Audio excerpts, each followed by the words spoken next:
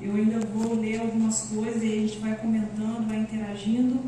Eu não tenho ainda essa capacidade que os pastores têm, né, de chegar aqui e começar a pregar sem olhar o resumo ali, tá bom?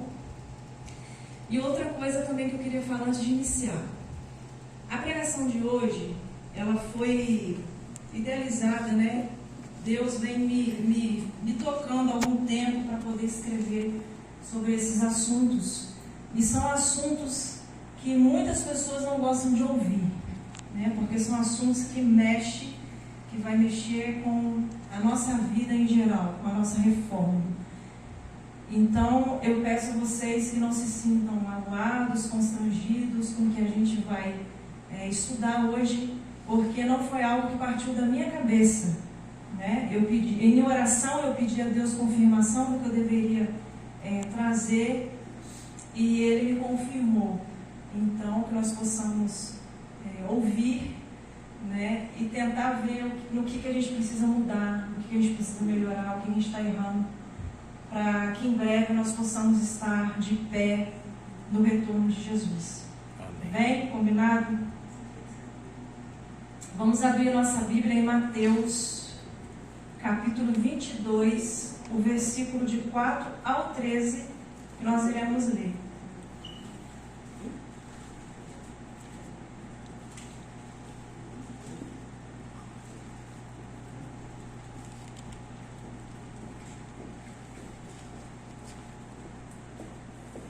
Todos acharam? Podemos ler? Aqui é uma parábola, né? E essa parábola vem dizendo assim, ó.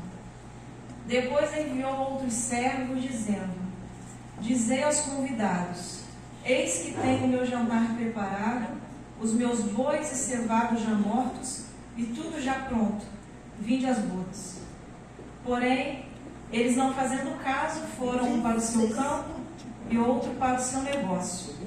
E os outros, apoderando-se dos servos, os ultrajaram e o mataram. O rei, tendo notícias disso, encolerizou-se e, enviando os seus exércitos, destruiu aqueles homicidas e incendiou a sua cidade. Então disse aos servos: As bodas, na verdade, estão preparadas, mas os convidados não eram dignos. Ide, pois, as saídas dos caminhos e convidai para as bodas a todos os que encontrados.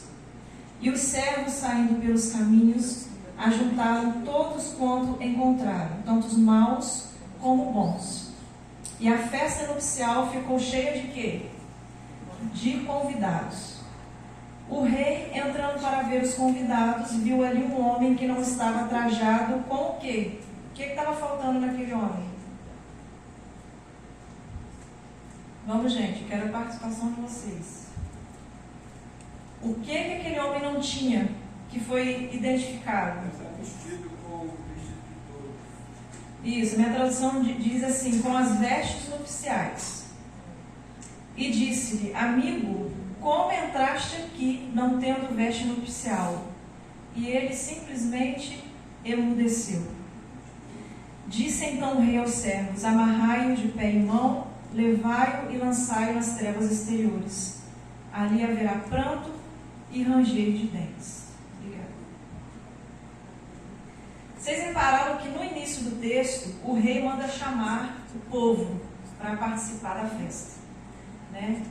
Só que esse povo, a princípio, que foi escolhido a dedo, eles começaram a dar desculpas para poder participar dessa festa, né? Foram diversos tipos de desculpas. Uns disseram assim: eu não posso ir porque eu tenho um casamento e eu preciso comparecer a esse casamento. Outros disseram: eu não posso ir porque eu estou muito velho e não posso comparecer à festa. Outros disseram: eu ainda sou muito novo e eu preciso aproveitar a vida e não posso comparecer à festa. Foram inúmeras desculpas dadas para que aquelas pessoas não pudessem estar ali na festa a qual foram convidadas. Então o rei, ele se encoleriza e manda chamar todos.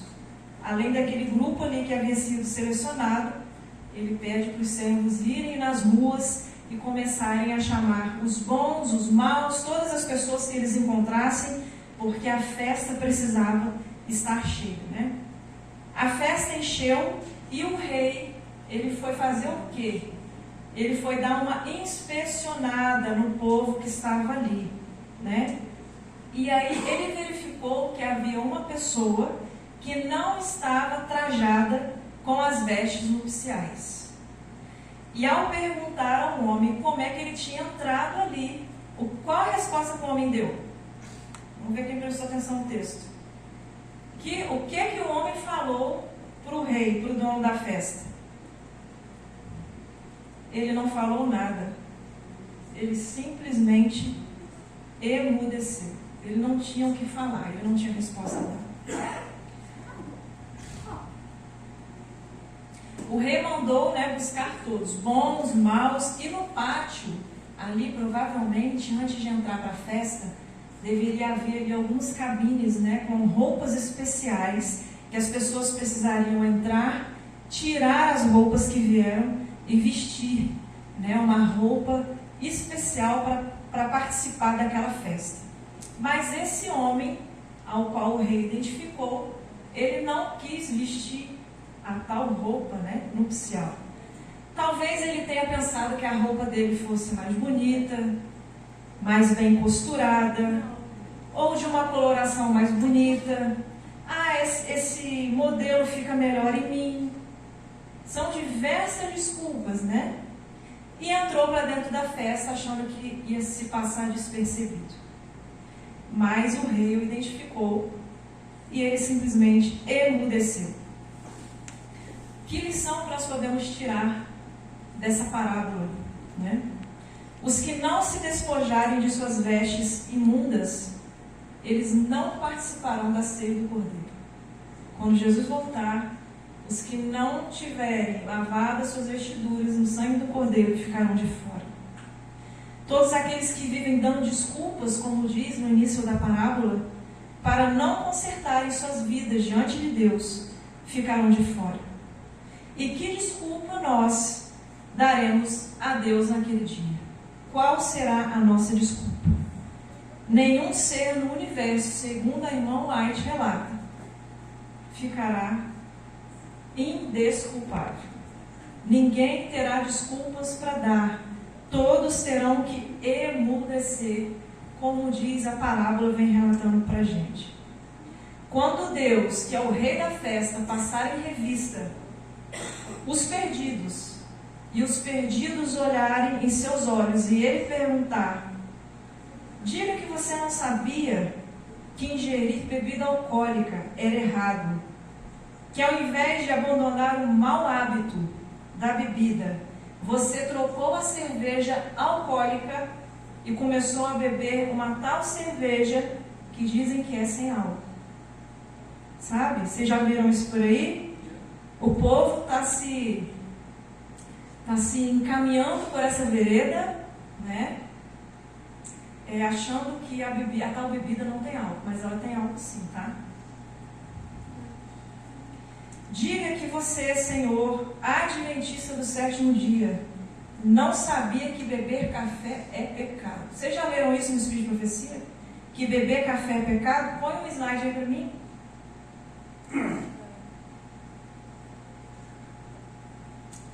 Vamos ver se eu vou conseguir ler aqui. Isso. Eu vou ler porque está bem pequeno. Talvez vocês não consigam enxergar. Café é uma satisfação nociva. Estimula temporariamente o cérebro a uma ação desnecessária. Mas o efeito posterior é a exaustão, a prostração, paralisia das faculdades mentais, morais e físicas. A mente fica enfraquecida e, a menos que, mediante esforço determinado, seja o hábito vencido, a atividade do cérebro é permanentemente diminuída.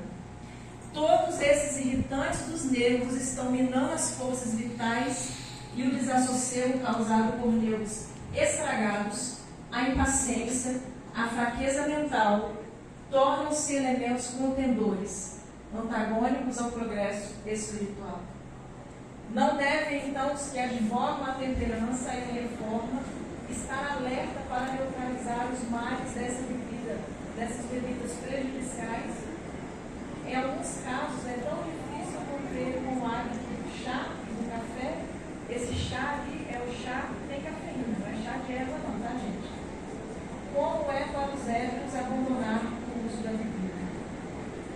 O dinheiro gasto em chá e café é mais que dispensável. Eles só causam dano aos que os usam, e isso continuamente. Os que usam chá, café, ópio e álcool podem às vezes viver até uma certa idade. Isso, porém, não é um argumento em favor do uso desses estimulantes, que poderiam haver realizado, mas deixaram de fazê-lo por causa de seus hábitos intemperantes. Só o grande dia de Deus revelará. Ali ela classifica o café na mesma galeria do chá, que contém cafeína, chá mate, chá verde, né? São estimulantes. E na mesma galeria do ópio e do álcool. Então, se a gente diz ser adventista e não toma álcool, mas se a gente toma café, nós estamos em pecado. Isso é a palavra de Deus. Tomar chá e café é pecado, com descendência prejudicial, que como outros males causam dano à alma. Esses diletos ídolos criam excitação, ação mórbida dos sistemas nervosos, e depois que a influência imediata do estimulante passa, deixa abaixo do normal, na mesma proporção em que suas propriedades estimulantes elevaram acima do normal. Aqueles que usam fumo, o chá e café devem pôr de lado esses ídolos. E porém, esse gasto no tesouro, e podem ser gastos no tesouro do Senhor. Alguns nunca fizeram sacrifício pela causa de Deus e estão adormecidos quanto ao que o Senhor deles requer. Alguns dentre os mais pobres terão a maior luta para renunciar a esses estimulantes. Esse sacrifício individual não é exigido porque a causa de Deus esteja sofrendo por falta de meios. Mas cada coração será provado, cada caráter desenvolvido. É por princípio que deve agir o povo de Deus. É preciso pôr em prática na vida os princípios vivos. E é interessante a gente pensar que o café, o chá, o álcool e o ópio, como nós lemos ali, eles estão no nosso voto batismal. Quando a gente se batiza, a gente tem um contrato que é lido lá na frente, e a gente fala assim, sim. Você promete isso? Sim. E por que muitos de nós, quando passa o tempo, até mesmo a pessoa já continua com os hábitos, né? As pessoas quebram esse contrato. Eles assinam um contrato no dia do batismo, depois quebram o contrato. Então é algo para a gente parar, para poder analisar o que a gente tem feito de errado. O café é vício, a cafeína é vício, e no céu não entrarão viciados. Tem um detalhe importante que nós precisamos pensar. Os nossos hábitos alimentares, assim como outros hábitos, eles precisam ser transformados aqui. Porque quando Jesus voltar, nós não teremos os nossos hábitos transformados. E se existe alguém aqui viciado em alguma substância, como ele será capaz de viver no céu com a falta dessa substância? Porque o gosto não vai ser mudado. Lá no céu a gente não vai ver ninguém andando com uma xícara de café na mão, com uma bebida alcoólica na mão. Como que essas pessoas vão ser felizes no céu se não conseguiram vencer aqui na terra os maus hábitos de vida? Nós precisamos renovar o nosso paladar, os nossos gostos aqui na terra, enquanto Jesus ainda não voltou. E aí tem um detalhe. Quando a gente compra o tal café descafeinado, que muitas pessoas também usam, nós estamos cometendo dois problemas. Primeiro, que para haver a retirada da tal cafeína, que não é 100% retirada, é usado 2 produtos químicos na descafeinização. E um deles é o diclorometano, que é altamente cancerígeno. Então você está tomando um café descafeinado com um produto tóxico e ainda consumindo cafeína. Porque a cafeína não é retirada totalmente. Tá? Isso tudo, gente, é marketing, é mídia para vender. Então existe a bebida alcoólica, eu vou retirar o álcool, porque os cristãos podem tomar. Existe o café, eu vou fazer um café descafeinado, porque os adventistas não vão poder tomar. Ledo engano. O álcool continua tendo álcool e o café continua tendo cafeína. Tá? E aí Jesus, naquele dia pode perguntar assim: Senhor adventista, você não sabia que beber Coca-Cola, Pepsi-Cola e todas as colas que existem no mercado acabavam com sua vida espiritual no teu estômago, trazendo para você azia, gastrite, câncer, um monte de doenças que existem por conta desses produtos industrializados que na verdade não são alimentos. Tá? Não são alimentos. Existe uma coisa que me entristece muito, é que às vezes a rede social ela entrega o povo, Antigamente não existia rede social, então acho que a coisa era mais encoberta. E aí com o advento da internet, todo mundo gosta de estar postando tudo, E a gente fica sabendo tudo da vida das pessoas. E vocês querem ver uma coisa que me deixa assim, bem, até chocada, O povo que se diz cristão, que tem conhecimento da Bíblia, deveria ter conhecimento do Espírito de Profecia. E você vai a uma festa ou vê imagens de pessoas numa festa, qual é o principal refrigerante que tem em cima da mesa? Cerveja. Coca-Cola. Coca-Cola é o pior refrigerante por conta da cafeína que existe ali, dos produtos adicionados. Não que os outros sejam bons, mas na classificação em ranking, a Coca-Cola, a Pepsi-Cola e o Guaraná são os piores, porque o Guaraná também tem cafeína, tá? Para quem não sabe.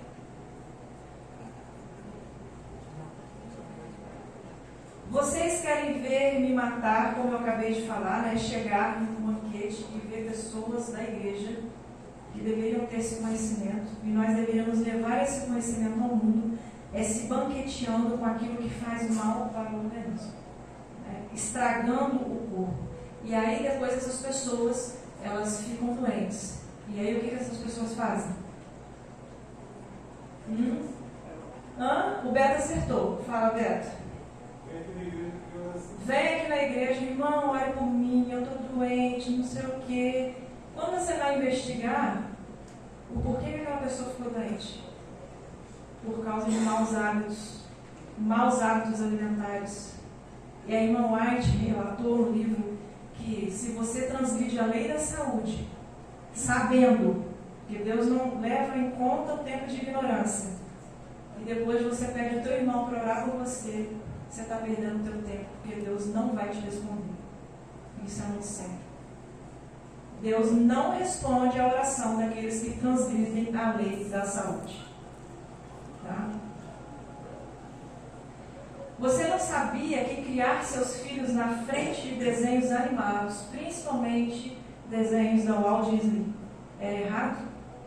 Você não sabia que todos esses desenhos são demoníacos, oferecidos a Satanás antes de serem lançados no mercado, para que as crianças fiquem doutrinadas? É uma geração sendo doutrinada através de mensagens subliminares, que nós, como adultos, a gente muitas vezes não consegue perceber, mas as crianças, elas percebem. Crianças que têm os comportamentos mudados, alterados, o psicológico, criança que não dorme à noite, criança que fica violenta, criança que desrespeita os pais, precisa ser verificado isso aí. Pode colocar o próximo slide. Esse desenho é um dos desenhos, que a Walt Disney tem. O nome dele é Hércules. Se vocês reparam ali na cabeça do boneco, esse boneco, se não me engano, o nome dele é Hades, inferno. Tá? E ele tenta mudar o planeta dele lá, e numa das cenas do desenho, eu lembro que ele bate em cima de não sei se era uma mesa, E ele fala, eu quero acabar com esse desgraçado. E quando ele fala essa palavra, aparece essa chama de fogo na cabeça dele. Vocês conseguem ler o que está escrito ali? Qual que é o nome? Jesus. E é rápido, essa chama ela acende e desaparece rapidamente. Mas as crianças conseguem identificar o que aparece ali. Próximo slide. Esse desenho é bem famoso, né? Acho que todo mundo conhece, já viu alguma vez. É o desenho dos Simpsons. É um desenho criado para a doutrinação de uma geração, com várias mensagens subliminares. E eu andei estudando um tempo atrás sobre essas mensagens subliminares, né, que existem em filmes e desenhos.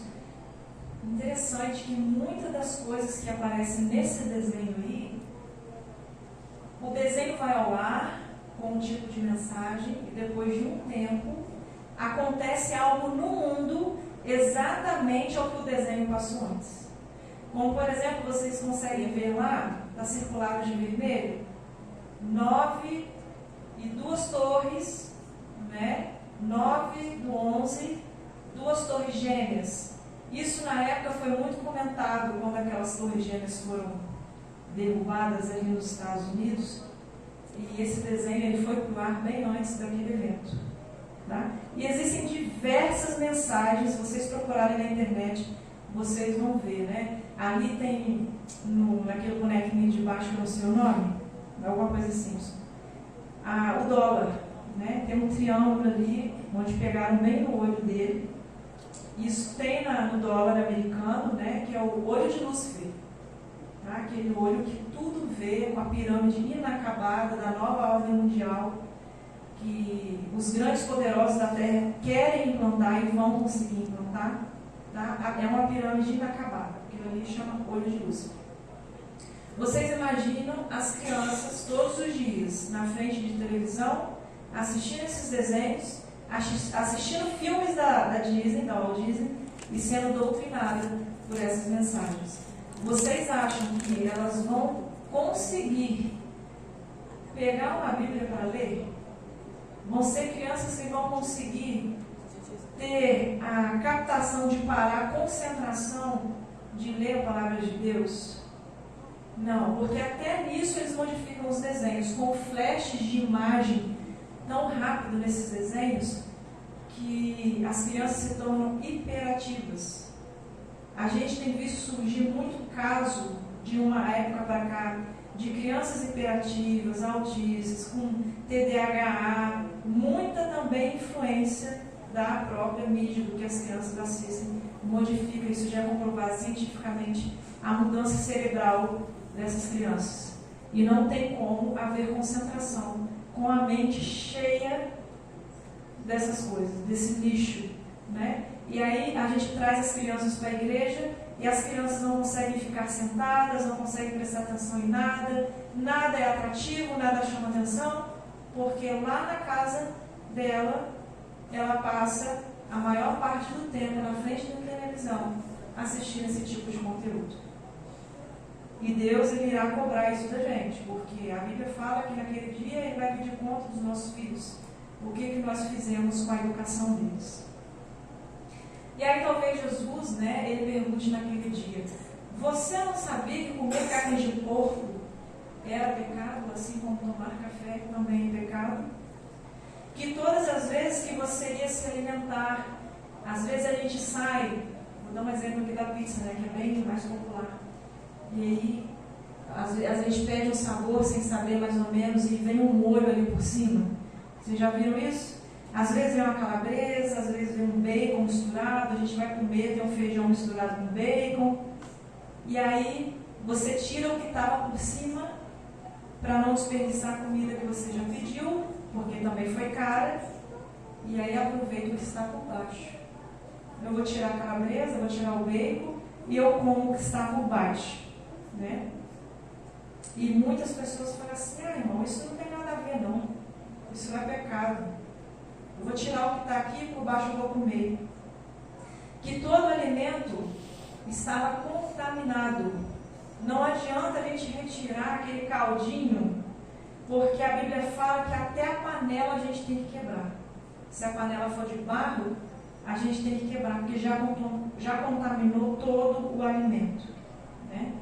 Eu já ouvi adventista dizer assim, lá no meu trabalho, pessoas que trabalham em plataforma, lá no meu trabalho, serve, né, tem a alimentação ali, é uma alimentação bem assim variada, e eles fazem lá um camarão ao molho branco que é uma delícia. E aí o que eu faço? Eu como, depois eu peço perdão a Deus. Triste, né? Será que Deus, não é que Deus não vai perdoar, mas o pecado consciente, o pecado com o Espírito Santo, é muito perigoso, né? E se a pessoa ficar doente, pegar uma contaminação, uma intoxicação, não adianta orar, porque Deus não vai ajudar, não. Isso é escrito profético.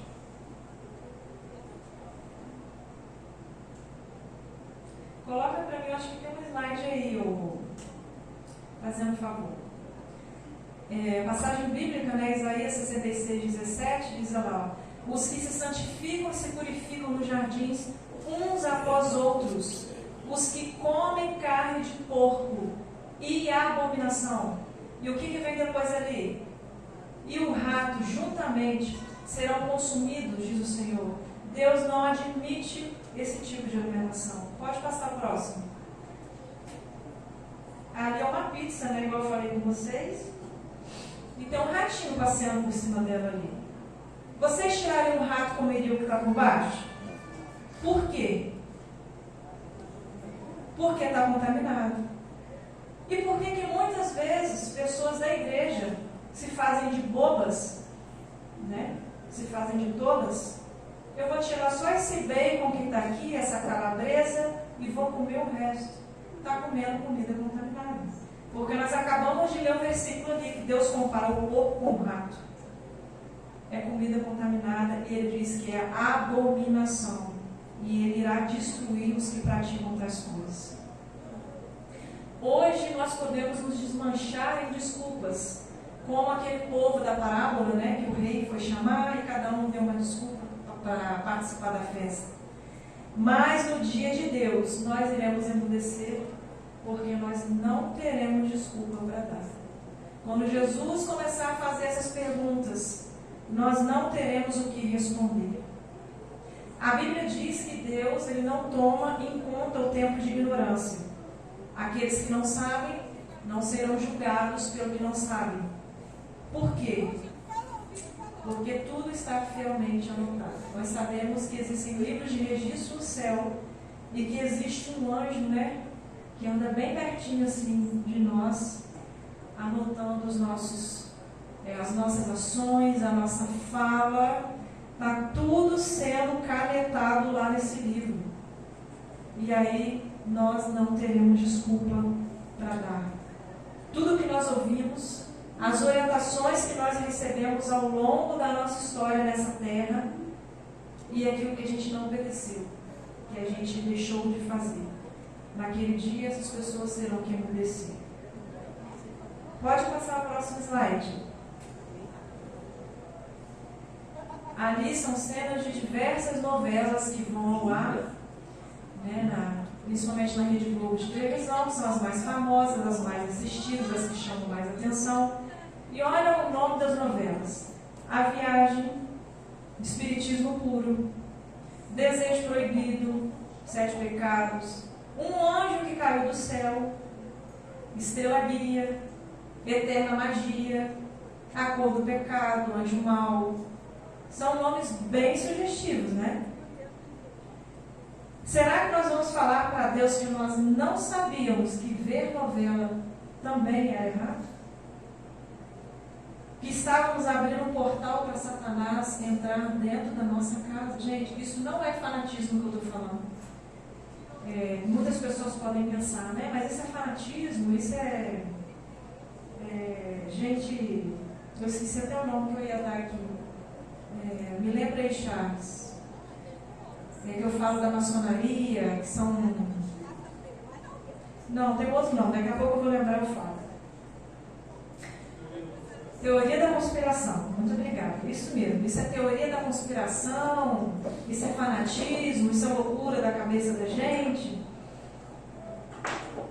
Quando a gente começa a ouvir testemunho de pessoas que já estiveram do lado de lá, do lado do ocultismo, da bruxaria, a gente começa a perceber que não é fanatismo, não é mensagem subliminar, não é, o que você falou? Conspiração, é real. O grande conflito fala que nós estamos numa luta, numa batalha entre Cristo e Satanás pela nossa vida. E muitos testemunhos dessas pessoas, né, que se converteram, que eram do outro lado de lá, né, eles relatam sobre quando você leva para dentro da tua casa. O próprio irmão João Batista, me lembrando agora, ele era espírita, né, antes dele conhecer o adventismo, e eu conversava muito com ele sobre isso. E ele já me falava diversas vezes, que quando você leva para dentro da tua casa, ou você assiste diante de uma televisão, tá, algo que é dedicado, você está abrindo uma porta para Satanás agir na tua casa. Sabe aquele prego que a gente já cansou de ouvir histórias que o diabo só quer um prego na tua casa para ali pendurar o que ele quiser? Então, ele entra através dessas pequenas coisas, né? Ali nas novelas, o que é ensinado ali? Traição, mentira, roubo, porfia, maledicência, prostituição e principalmente o espiritismo. É isso aí e muito mais. É o que é ensinado nas novelas e nos filmes de Hollywood. Tá? Tudo isso é ensinado diante ali dos nossos olhos. E vocês acham que quando a gente se assenta para ver esse tipo de programação, Jesus está ali do nosso lado?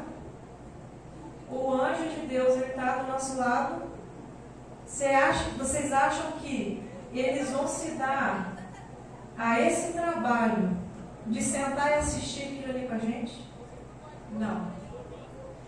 Quem se assenta ao nosso lado para poder ver junto com a gente esse tipo de programação é Satanás e seus anjos, seus demônios.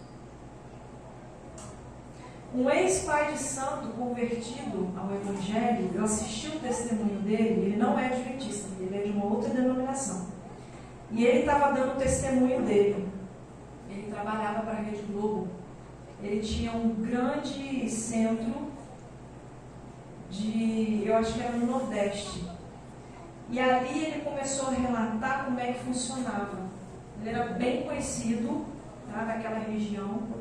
E o responsável pela novela, por lançar as novelas no ar, pela questão de marketing, sempre ia procurá-lo, tá, para que ele fizesse uma consagração dessas novelas. E como que era feita essa consagração? Não era só lá ele bater o tambor, invocar um demônio, não. Tinha que se raptar 6 crianças, tá?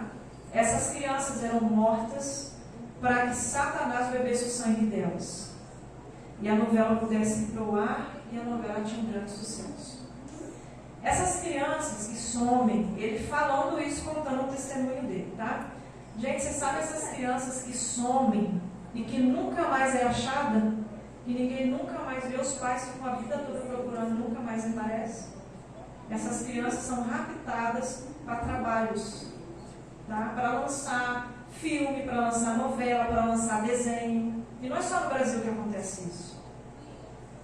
E nós, como povo de Deus, que dizemos ser povo que habitarão com anjos santos no céu, estamos perdendo o nosso tempo precioso diante dessas coisas.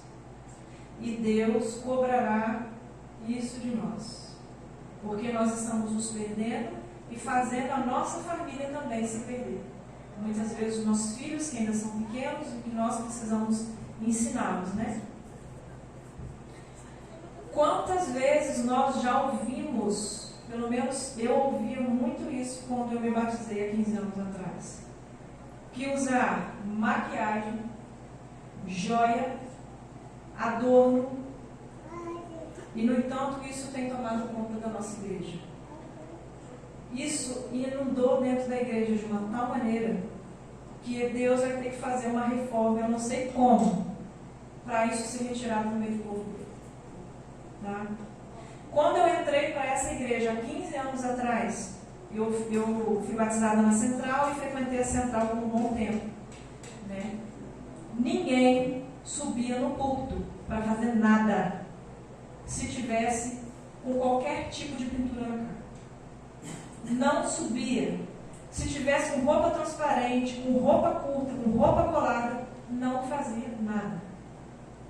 E por que hoje pode? O que mudou? Será que foi os tempos que mudaram? Será que a Bíblia mudou? Acrescentaram alguma coisa na Bíblia que a gente não está sabendo? O que mudou? A doutrina da igreja mudou? Não. A doutrina da igreja continua a mesma. Se nós somos representantes daqueles que hão de herdar salvação, como podemos andar pintados pelas ruas? Hoje não se faz mais distinção. Você olha para uma pessoa e não consegue reconhecer quem é da igreja e quem não é, porque está todo mundo igual. E isso, irmãos, que eu trouxe, como eu falei no início aqui, é um assunto delicado de se conversar. E eu não trouxe isso aqui para dizer que eu sou melhor e que eu faço o que é certo. Tá? Essa pregação, eu tirei de uma pregação de um senhor que eu acompanho na internet, que traz pregações para sacudir a igreja, sabe? De reavivamento. Alguns pontos eu peguei da pregação dele. E eu já assisti essa pregação que fala sobre alguns temas que eu trouxe aqui, principalmente esse que eu estou lendo agora, mais de 10 vezes. Toda semana eu estou escutando, para poder eu me lembrar, para poder eu não esquecer e para eu poder tentar fazer o que é certo. Tá? Então isso aqui é para todos nós, para a gente analisar a nossa vida. E a gente precisa mudar. Vocês acham que os anjos lá no céu, eles usam batom, eles usam blush, eles usam sombra em cima dos olhos? Vocês acham que no céu nós iremos andar pelas ruas de ouro, com cordão, com pulseira, com adorno? Nós não vamos. Vocês acham que no sábado nós iremos, né, pelas ruas, lá perante a cidade santa, né, adorar a Deus? Lá no livro de Isaías fala isso. De com qualquer roupa? Hoje eu vou colocar um mini short aqui, uma mini saia, mini blusa, roupa transparente, e vou lá adorar a Deus. Infelizmente, não se faz, como eu disse, distinção hoje de quem é da igreja e quem não é. Porque eu tenho visto, repetindo, eu não sou melhor do que ninguém. Eu tenho visto pessoas que no sábado vêm para a igreja com uma roupa adequada, mas durante a semana você encontra com ela, lá onde eu moro, que é região de praia, você quase cai para trás. É mini blusa aparecendo a barriga, mini short aparecendo tudo. E aí vocês pensam num escândalo. Se alguém para conversar com essa pessoa e surge o assunto, eu sou adventista. Misericórdia. O nome da igreja, o nome de Deus está sendo defamado por conta disso. E a gente vai prestar conta. E o povo não está se apercebendo dessas coisas. A palavra de Deus diz que as coisas velhas já fizeram o que na nossa vida? Tem que fazer o que? A Bíblia fala: as coisas velhas já passaram, e eis que tudo se fez novo. Então, por que nós continuamos vivendo nas coisas velhas, no mundo? E a gente não faz uma renovação da nossa vida?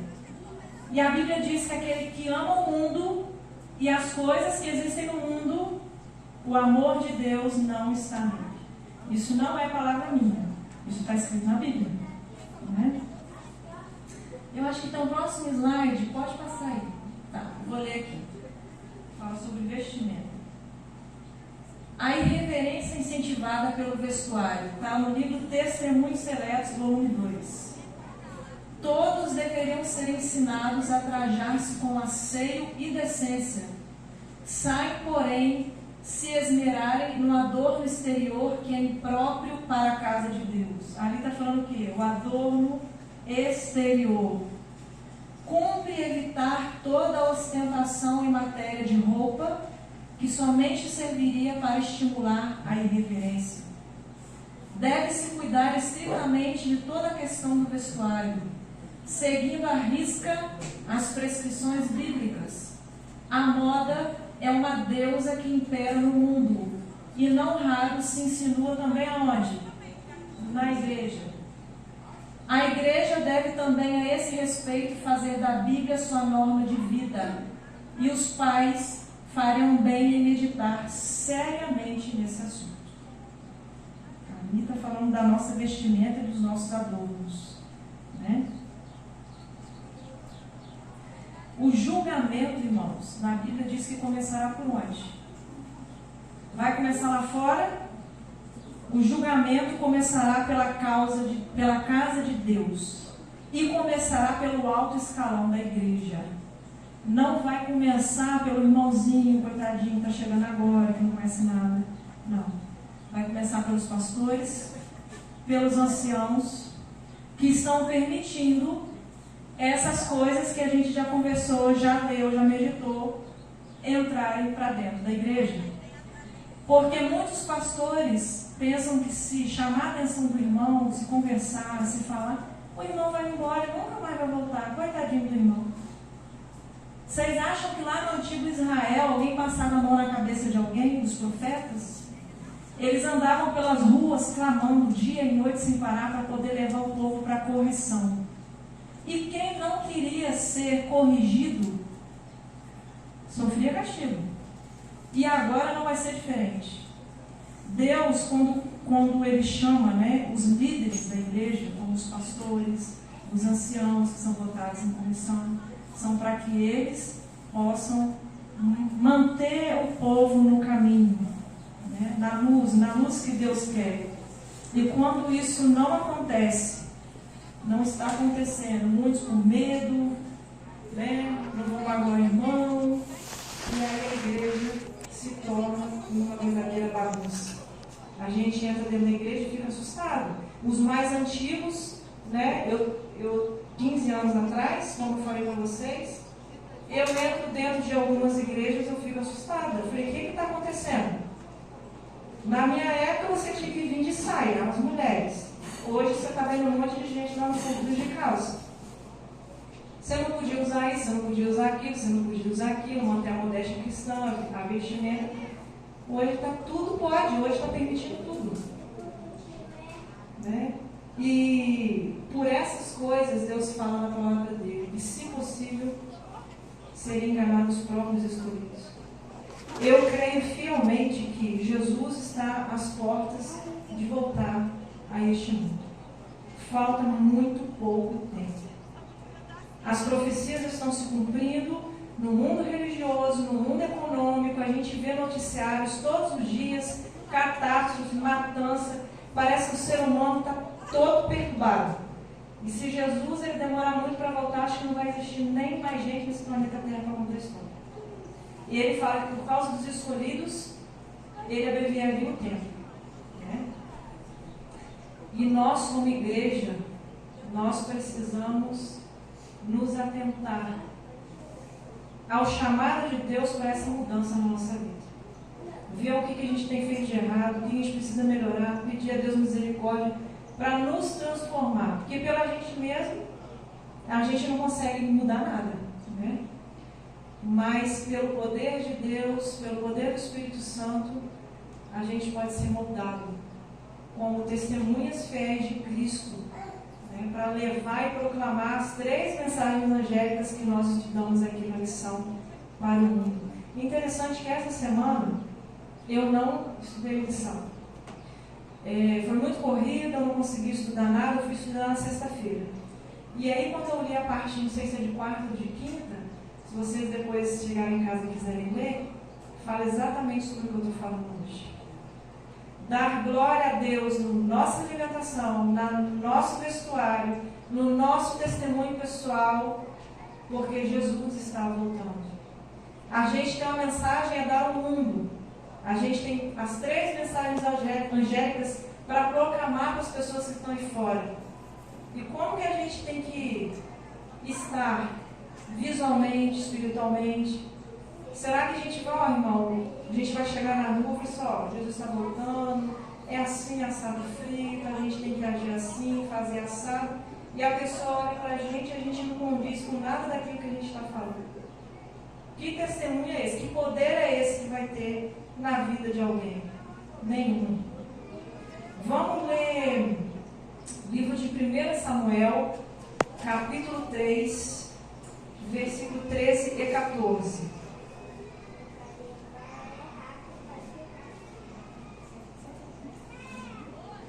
1 Samuel, capítulo 3, versículo 13 e 14. Todos acharam? Olha o que diz aí. Porque já eu lhe fiz saber que julgarei a sua casa para sempre, pela iniquidade que ele bem conhecia. Não era algo que ele não conhecia, ele bem conhecia. Porque, fazendo-se os seus filhos execráveis, o que ele não fez? Ele não os repreendeu. Portanto, jurei à casa de Eli, que nunca jamais será expiada a iniquidade da casa de Eli, com sacrifícios e nem com oferta de manjares. Ele era sumo sacerdote e era rei. Conhecia os pecados de seus filhos, mas ele não era rei, ele era juiz. Ele era sumo sacerdote e era juiz. Ele conhecia os pecados dos seus filhos, mas o que ele não fazia? Ele não corrigia, ele não repreendia. Aqui fala que era pecado que ele bem sabia que acontecia dentro da casa dele. O mesmo Deus dos tempos de Eli é o mesmo Deus hoje. E Eli morreu perdido. Eli vai acordar na manhã da segunda ressurreição. Ele se perdeu. E ele irá ressuscitar junto, abraçado com os dois filhos, para poder olhar o rosto ali, não de Cristo, mas de Satanás. Mudos, sem darem nenhuma desculpa para serem destruídos no lago de fogo. Sabe por quê? Porque Deus já estava advertindo ele: Eli, eu te conheço, Eli, eu conheço o pecado dos seus filhos. Eles vão para a igreja no sábado, mas lá dentro eles cometem abominação. E você está sabendo de tudo isso, mas você não os corrige. Então, Eli, você vai morrer e seus filhos vão morrer também. Foi isso que aconteceu. Se vocês, pais, sabem que seus filhos estão fazendo algo de errado e não os repreende, cuidado com a história de Eli. Se vocês, pastores, anciãos, estão vendo os erros dentro da igreja e não repreende o povo, cuidado com a história de Eli. Se você está vendo seu irmão pecar e você não repreende, cuidado com a história de Eli. Os filhos de Eli, eles eram pregadores. Eles pregavam na frente no sábado. Eles cantavam nos cultos. Eles recepcionavam as visitas. Mas eles praticavam coisas erradas nos lugares ocultos. E Deus já havia advertido ele de longa data. Não foi uma advertência só. E sempre Eli passando a mão na cabeça dos seus filhos. Será que nós teremos que emudecer naquele dia, quando Deus nos perguntar: aonde está teu filho?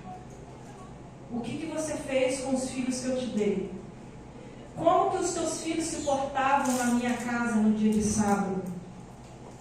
Será que nós não sabíamos que deveríamos doutrinar os nossos filhos quanto à reverência na casa de Deus? Eu já fui em igrejas que não se consegue ouvir escola sabatina, não se consegue assistir um culto, porque a criança gritando, correndo, cantando. Você vai lá na escolinha, na hora que é para as crianças estarem no culto, as crianças estão do lado de fora, os pais estão lá dentro, não sabem nem onde os filhos estão. Tem igrejas que têm o hábito de dar desenho para as crianças ficarem quietas na hora do culto. Quem não é White fala que é errado. As crianças, elas têm entendimento, elas precisam estar ao lado dos pais prestando atenção, e mesmo que elas não estejam olhando, mas está entrando no ouvido. E aí, algumas igrejas têm usado desse subterfúgio de dar os desenhos, os lápis, e quando a gente vai embora da igreja, a igreja está que é sujeira pura. Será que a gente pode fazer o que a gente não faz na nossa casa, mas dentro da casa de Deus? Porque no antigo Israel era silêncio. E era todo mundo andando pianinho. Era reverência, era temor, que a gente estudou na lição hoje. As pessoas tinham temor, tinha reverência. Pode passar o próximo slide. Muitos não apreciam devidamente a santidade das coisas eternas. Quase todas precisam ser ensinadas como se portar na casa de oração. Os pais devem não só ensinar, como exortar os filhos a entrarem no santuário divino com seriedade e reverência. Testemunhos seletos. Deve-se ensinar a criança a considerar como sagrados a hora e o lugar das orações e cerimônias do culto público, porque Deus está ali. E ao manifestar-se reverência na atitude e no porte, aprofundar-se-á o sentimento que inspira. Há grande necessidade de reverência nos jovens deste século. Fico alarmada ao ver as crianças e jovens de pais religiosos tão descuidados quanto à ordem e à compostura que devem ser observadas na casa de Deus. Enquanto os servos de Deus estão apresentando ao povo as palavras da vida, alguns estão lendo, outros cochichando, outros rindo, outros olhando no celular, jogando jogo, igual eu já cansei de ver.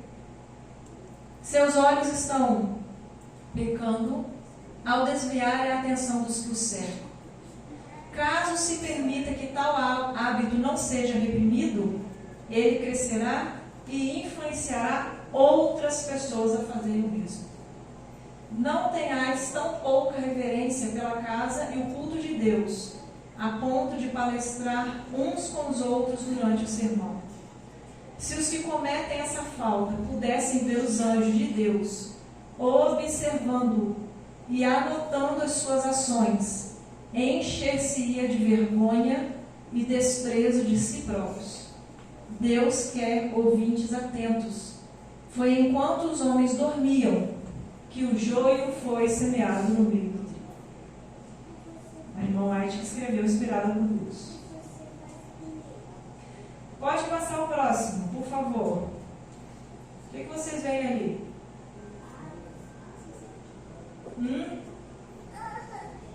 Um monte de gente brigando? Mas aonde está acontecendo essa briga? Num estádio. Senhor Adventista do sétimo dia, você dirá naquele dia que não sabia que a estádios de futebol, gritar, ouvir xingamento, pular para cima, é o quê? A gente pode classificar em qual pecado dos 10 mandamentos? Idolatria. Esses times de futebol são ídolos das nações. São idolatrados, são venerados. Pessoas matam por causa disso. E tem muitos que vão aos estádios durante a semana. E no sábado estão nos púlpitos louvando a Deus. Tá? E aí tem muita gente que acha normal. Não tem nada a ver. Eu estou lá torcendo pelo meu time. O que tem a ver? Você entra no estádio. Estádio é um dos exemplos que eu peguei para trazer. Né? Existem outros locais também que acontece isso. A irmã White fala que quando você entra num local desse, onde existe grito, xingamento, briga, onde o centro não é Deus, o centro é o ser humano, o anjo de Deus que te acompanhou até a porta, ele fica do lado de fora. E você entra desacompanhado. E se acontecer alguma coisa com você lá dentro, você está frito. Está perdido. Se você não acredita nessas coisas que eu estou falando, que pode ter algumas dúvidas, né? algumas pessoas podem achar exagero, eu indico vocês, não sei se vocês conhecem, Gabriel Estevam. Você já assistiu o testemunho dele? Ele é angolano, mas ele fala português, dá pra gente entender, né? É o que ele fala. Esse homem, ele foi ex-satanista do último grau. Ele foi dedicado ainda na barriga antes de nascer. Sabe o que Satanás pediu para a mãe dele? Esse teu filho vai nascer, ele vai me servir, né, com a vida dele, né, nos trabalhos, na influência dele. E Satanás ele fez uma lista de como que essa criança tinha que ser. E uma das coisas exigidas por Satanás foi que ele fosse vegetariano. Ele não podia comer carne. Sabe por quê? Porque Satanás sabe que a carne embota a mente. Ele precisa ter clareza mental, ele precisava ter clareza mental para poder receber a mensagem satânica e fazer. Então, ele não ingeria carne, ele não bebia bebida alcoólica, ele tinha uma alimentação vegetariana. E por que o povo de Deus que tem essa luz não faz? E aí, num dos testemunhos dele, né, que é muito longo, então são vários, eles dividiram, ele relata sobre jogos. E ele não fala sobre só jogo de futebol. Ele fala sobre todo e qualquer tipo de jogo onde existem duas equipes, onde uma perde e a outra ganha, tá? Com competidores. O que significa isso dentro da magia, da feitiçaria? Satanás, ele tem as figuras de linguagem. O que representa? O que representa a trave do gol? O que representa o campo? As equipes? Tudo tem uma representatividade dentro do mundo espiritual. E aí ele fala que nós, como cristãos, nós, como povo de Deus, deveríamos nos manter afastados desses lugares. Tá? Vamos ler o último versículo para terminar, Oséias capítulo 7, versículo 12. Quem achar, lê para mim, por favor.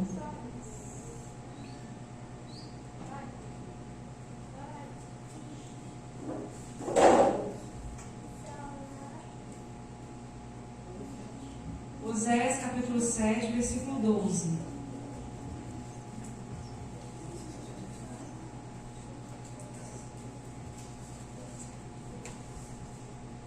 Quando forem sobre eles, estenderei a minha rede e como aves do céu os farei descer. Castigá-lo-ei segundo o que eles têm ouvido na sua congregação. Obrigada. O que fala no final do versículo? O que Deus vai fazer? Castigá-lo-eis conforme o que tem ouvido na tua congregação. E nós temos ouvido muitas coisas ao longo desses anos da igreja. Né? Uns já têm muito tempo de igreja, outros estão entrando agora, outros têm pouco tempo. Eu, por exemplo, tenho 15 anos que venho ouvindo mensagem de advertência e vendo pregações e ouvindo. Né? Hoje a gente tem acesso no YouTube, a gente consegue ver diversas pregações pelo YouTube. E vocês, quantos anos vocês têm ouvido as advertências que Deus tem mandado para a tua vida?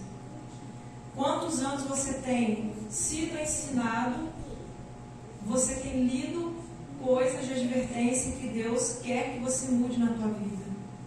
E o que nós temos praticado ao longo desse tempo? Será que nós temos mudado? Será que a gente continua fazendo a mesma coisa? A gente não mudou nada, a gente não deixou as coisas antigas para trás e prosseguimos para o alvo, que é nos encontrarmos com Jesus em breve? Já passou o tempo de nós abandonarmos as velhas práticas, de renovarmos a nossa fé, de levantarmos a verdadeira bandeira do cristianismo. Jesus está voltando. Como dizia, né, o irmão João Batista, quem conheceu ele falava, o mundo está o quê? Num fio de linha para arrebentar. Era a frase que marcava ele, né? O mundo está no fio de linha para arrebentar e precisamos consagrar a nossa vida, porque se naquele tempo, já faz o quê? Mais de 6 anos que ele faleceu, né? Eu tenho 6 anos que eu mudei. Ele já falava isso, e eu ficava ouvindo ele falar, e ele falava assim: Mandela, esse Paraíba aqui, ó, ele vai rodar não sei quantos quilômetros de distância de Volta Redonda, isso aqui tudo montanha, vai acabar, é terremoto, o Camburão daqui a pouco está lá fora para buscar gente, né? Ele falava isso. O mundo está no fio de linha para arrebentar. Ele completou a carreira, né? Já tá com a coroa dele reservada. A gente precisa completar a nossa. A gente precisa se cuidar para que possamos reencontrá-lo, né? Ver Jesus, reencontrá-lo, reencontrar tantas outras pessoas que estarão lá na manhã da ressurreição. No dia da volta de Cristo não existirá mais do que 2 classes de pessoas: aquelas que eram do lado de Jesus, aquelas que quiseram ficar fora e aquela que quis ficar no meio termo. Vai existir esse meio termo? Não vai existir. Só existirá a classe de pessoas que dirá: este é o nosso Deus a quem aguardávamos e Ele nos salvará. Amém. E a outra classe de pessoas terá que emudecer, como aquele homem da parábola. Não terá desculpas para dar, não terá argumentos para falar. E em qual grupo de pessoas nós iremos querer estar naquele dia? Qual grupo você fará parte? Será que nós iremos nadar, passar anos na igreja, ouvindo pregações e morrer na praia porque nós preferimos amar o mundo a renunciá-lo? Ou nós iremos clamar e pedir a Deus misericórdia para renovar nossa vida e abandonar as velhas práticas?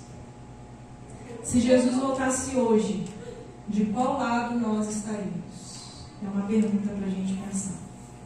Nós iremos terminar com um hino que nós iremos ouvir para a nossa meditação, de acordo com a mensagem que nós ouvimos, e no final farei a oração.